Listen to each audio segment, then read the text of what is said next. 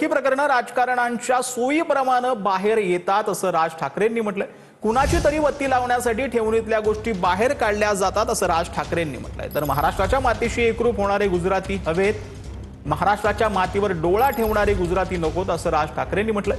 अरुण भाईंवरती बोलताना राज ठाकरेंनी हे वक्तव्य केलं। आज कुठे तो साधू संतांचा महाराष्ट्र, कुठे आमचे गाडगे महाराज, आणि काय आजची अवस्था काय आहे? शेताला पाणी नाही पण खराताला पाणी आहे।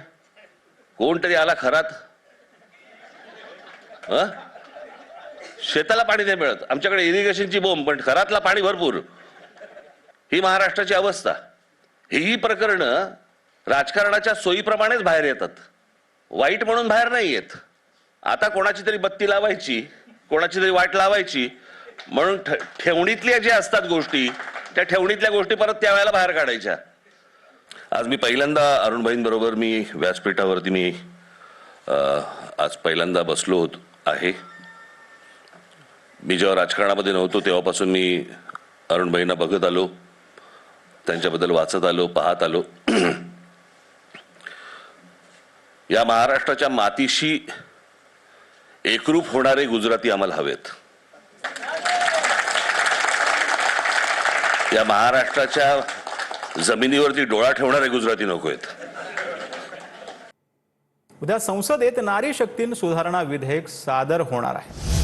2 दिवस विधेयकांवर लोकसभेमध्ये चर्चा केली जाणार आहे।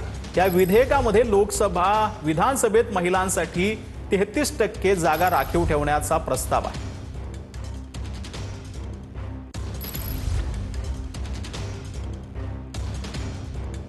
नारी शक्ती वंदनच्या नंतर जेव्हा पार्लमेंटमध्ये 816 सीट्स, तिथे 273 सीट्स वरती महिला लढणार, जिंकणार आणि नेतृत्व करणार।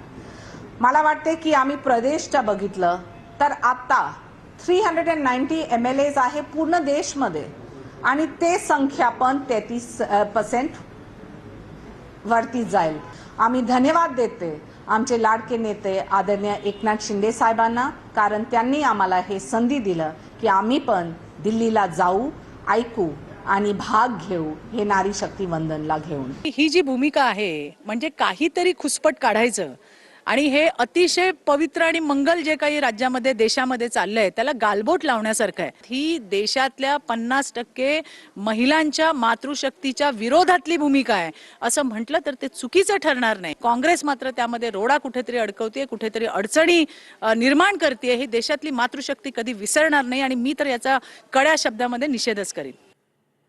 दीपक केसरकरांच्या आग्रहाखातर खरातकडे गेलो होतो असं विखे पाटील यांनी म्हटलं। अंजली दमानी यांच्या आरोपांनंतर राधाकृष्ण विखे पाटलांनी स्पष्टीकरण दिलंय। काही गोष्टी अज्ञानानं झाल्या आहेत, राधाकृष्ण विखे पाटील यांनी हे उत्तर दिलं।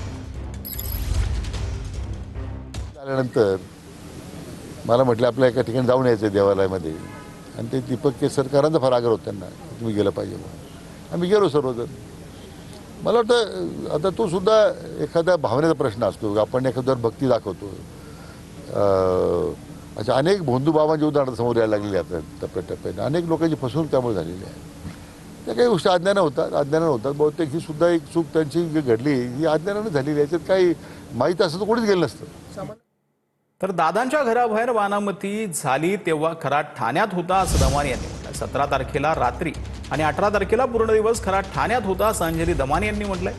34 सेकंदात 6 आर्थिक व्यवहाराचे ट्रान्झॅक्शन झाले। पोलिसांनी या संपूर्ण प्रकरणाचा तपास करावा असं दमानी यांनी म्हटलेलं आहे।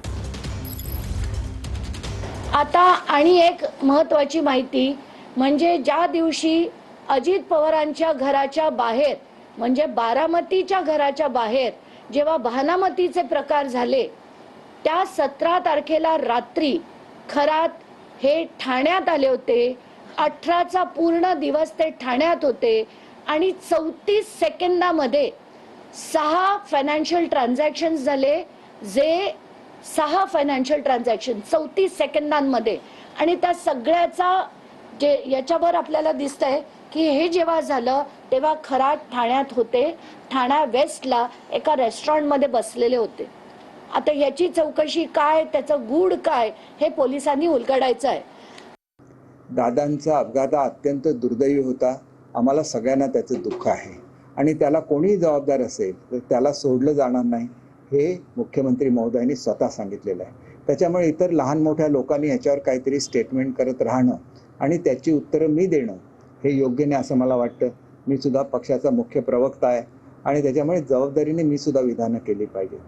अजितदादांच्या अपघाताच्या संदर्भात सखोल चौकशी होईल आणि कोणीही दुरान्वये जरी त्याचा संबंध असेल तरी त्याला सोडलं जाणार नाही, ही भूमिका आदरणीय मुख्यमंत्री महोदयांची आहे, आदरणीय उपमुख्यमंत्री महोदयांची आहे आणि आमच्या सर्वांचीच ती भूमिका आहे.